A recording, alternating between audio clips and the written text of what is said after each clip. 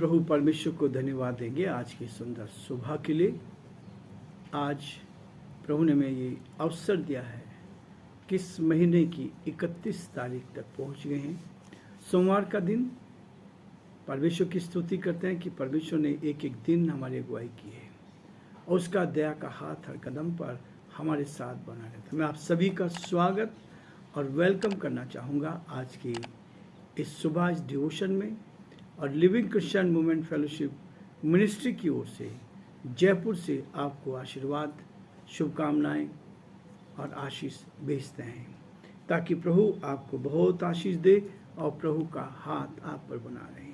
हमारे सभी श्रोताओं के लिए जो हमारे साथ इस YouTube चैनल पर जुड़े हुए हैं, मैं आप सभी का तहे दिल से शुक्रगुजार हूँ, धन्यवादी हूँ और आपका वेलकम करता हूँ। प्रभु आप सबको बहुत आशीष दे और प्रभु का हाथ आप पर और आपके परिवार पर बराबर बना रहे। आज का जो मुख्य विषय है यह है परीक्षाओं में से सीख लेना। परीक्षाओं से सीख लेना। याकूब उसका पहला अध्याय में यदि आप पढ़ेंगे दूसरे पद में वो इस बात को कहता है कि हे भाइयों, जब तुम नाना प्रकार की परीक्षाओं में या कष्टों में आओ तो उसको पूरे आनंद की बात समझो। यह है प्रियो आनंद की बात। परीक्षाओं में आनंद, परीक्षाओं में आगे बढ़ना। इसलिए याकूब उसका 1 अध्याय उसके 12 पद में वो कहता है कि धन्य वह मनुष्य जो परीक्षा में स्थिर रहता है, डगमगाता नहीं है। समस्याएं तो आएंगी, बीमारियां तो आएंगी, परेशानी तो आएंगी, लेकिन प्रभु उन परेशानियों से आपको आगे बढ़ाएगा। यह है मसीह जीवन। ये ऐसा जीवन नहीं समस्या आती आदमी टूट जाए, सुसाइड कर ले, लेकिन नहीं, परमेश्वर हमें तसल्ली और शांति देता ताकि हम उसकी महिमा करें। प्रियो, ये वचन है जो मुझे और आपको प्रेरित करता है ताकि हम आगे बढ़ते जाएं और प्रभु की महिमा। इसलिए मैं आपके सामने पढ़ना चाहूँगा 1 कुरिन्थियों का 9 अध्याय 10 पद से लेकर आगे तक 12 पद तक मैं आपके पढ़ूंगा। क्या लिखा देखिए। यह विशेष करके हमारे लिए कहता है, हाँ हमारे लिए ही लिखा गया है, क्योंकि उचित है कि जोतने वाला आशा से जोते और दावने वाला भागी होने की आशा से दावने करे। अतः जबकि हमने तुम्हारे लिए आत्मिक वस्तुएं बोई तो क्या यह कोई बड़ी बात है कि तुम्हारी शारीरिक वस्तुओं की फसल काटें? जब दूसरों का तुम पर यह अधिकार है तो क्या हमारा इससे अधिक ना होगा? परमेश्वर अपने इस वचन के पढ़े और सुने जाने पर आशीष दे। आमीन। प्रियो, प्रभु का वचन हमें प्रोत्साहित करता है, इसलिए हम प्रभु के वचन को लेकर अपने हृदय में आशीष को प्राप्त कर सकें। हम प्रार्थना करेंगे। जीवन की अच्छी आशीषों के देने वाले हमारे प्रभु, हम बड़े आदर के साथ, दीनता नम्रता के साथ आप जैसे महान परमेश्वर के चरणों में झुके। प्रभु जी, हमारा हृदय आपके प्रति धन्यवाद से भरा है। प्रभु, आपने आज का दिन हम सब के जीवन में दिया। हम आपको धन्यवाद देते हैं। इस दिन के देखने के लायक नहीं थे, लेकिन परमेश्वर आपने हमें इस योग्य बना दिया कि हम आपकी महिमा कर सकें, आपके नाम को धन्य कह सकें, आपके नाम को सराह सकें। आज हमारी सांसें चल रही हैं। बहुत सारे लोग ऐसे थे प्रभु जो एक एक सांस के लिए तड़प रही थे, लेकिन परमेश्वर को इस सांसें नहीं मिली। आपने हमें सांसें दी, आपने हमें जीवन दिया। इसके लिए हम आपको दिल की गहराई से धन्यवाद देते हैं। आप हमारे महान प्रभु हैं। हम मणिपुर के उन सभी भाई बहनों के लिए प्रार्थना करते हैं जो इस समय कष्ट में हैं, परीक्षाओं में हैं। प्रभु जी, ये बहुत बड़ी परीक्षा उनकी है पिता। हम प्रार्थना करते हैं उनको स्थिर कर, मजबूत कर, आपके नाम में प्रभु जी वो खड़े रहकर आपकी महिमा कर सके।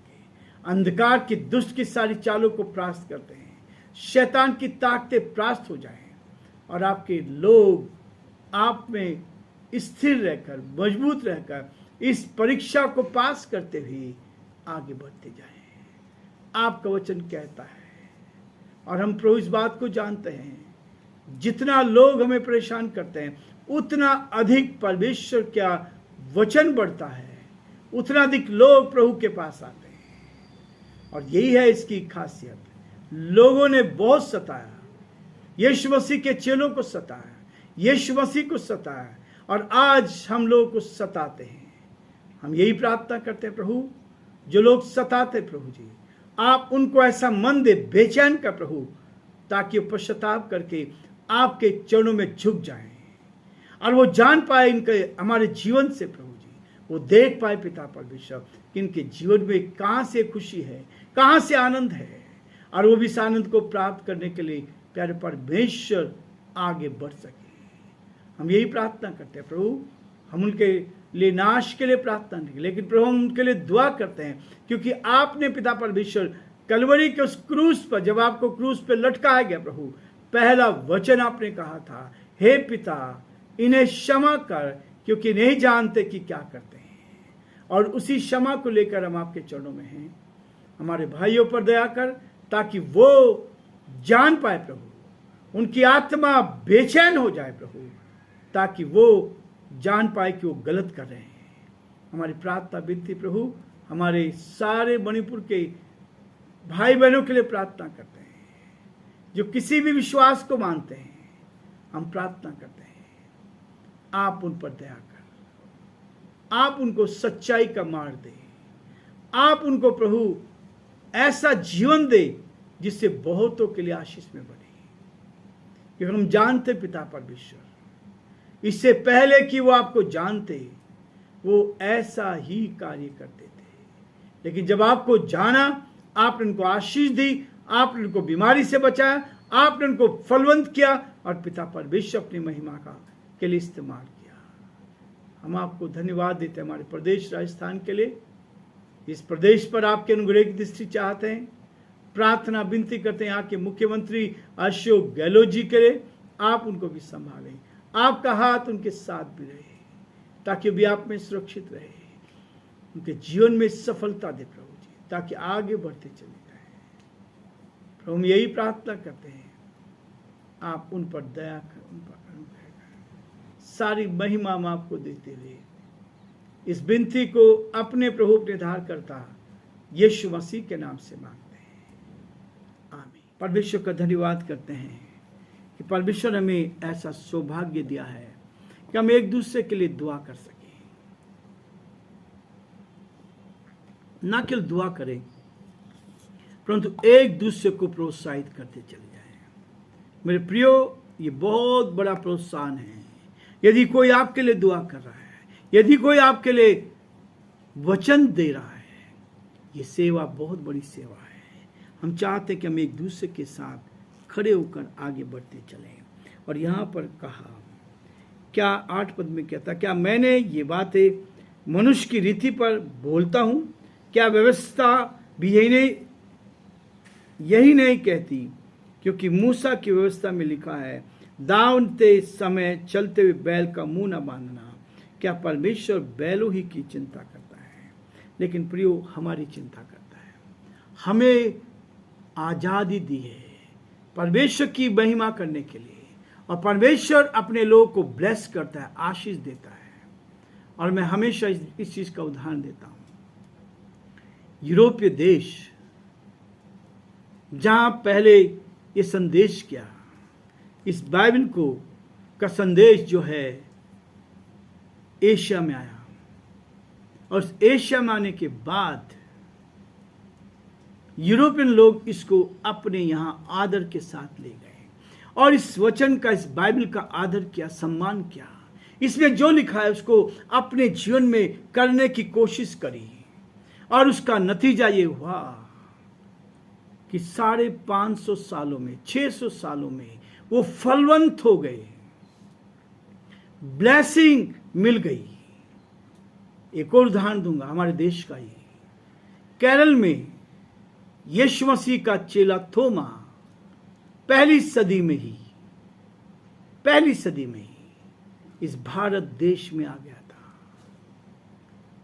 भारत देश में आ गया था, और उसने आकर उस केरल की भूमि को पवित्र कर दिया। जहां जहां उसके पैर गए वहां वहां पवित्रता होती चली गई, वहां वहां आशीष आती चली गई। वहां परमेश्वर ने उन लोगों को बहुत आशीष दी, और सबसे बड़ी आशीष जो सरकार भी इसके लिए कहती है, पूरा प्रदेश साक्षर है, सारे लोग पढ़े लिखे हैं, आशीषित हैं। परमेश्वर ने उनको किसी बात की घटी नहीं दी, और इसलिए यह है वो वचन, जहां जाता है, जिस घर में जाता है, जिसके दिल में जाता है, उसको फलवंत कर देता है। जिसके लिए लोग विरोध कर रहे हैं, विरोध तो यही तो विरोध है कि यीशु का नाम नहीं लेना। अमेरिका की संसद में भी लोगों ने इस बात को तय किया था कि बाकी सब करो, ईश्वर के नाम से बोलो, परमात्मा के नाम से बोलो, पर यीशु के नाम से मत बोलो। वहां पर भी एक भाई ने खड़े हुए और उस चीज को बोला कि यीशु का नाम ही है जो हमें शांति और तसल्ली देता है। इसलिए प्रियो, यहां लिखा है, जब आप सेवा करते हैं तो सेवा परमेश्वर सेवकाई पर आशीष देता है, और कोई भी मनुष्य किसी को कुछ नहीं देता, केवल परमेश्वर है जो ब्लेस करता है। आज लोग गलत आरोप लगाकर,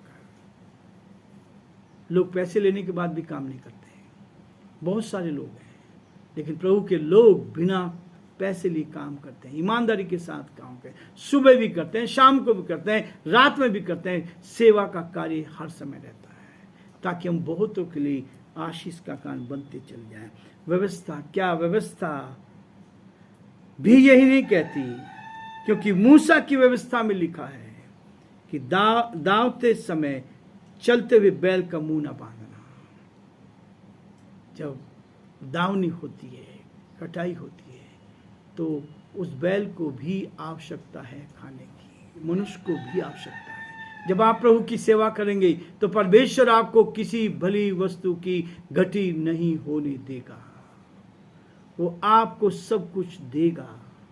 लोग सोचेंगे कहां से, लोग सोचेंगे कहां से, लेकिन जब परमेश्वर देता है वो आशीष से भरपूर करता है। फिर यही है वो आशीष जो प्रभु में देता है। इसलिए वो कहता है, या 10 पद कहता है, या विशेष करके हमारे लिए कहता है, ये मेरे और आपके लिए कहता है, और वो कहता है हमारे लिए ही लिखा गया है, ये मेरे लिए लिखा गया है, आपके लिए लिखा गया है, ताकि क्योंकि उचित है कि जोतने वाला आशा से जोते।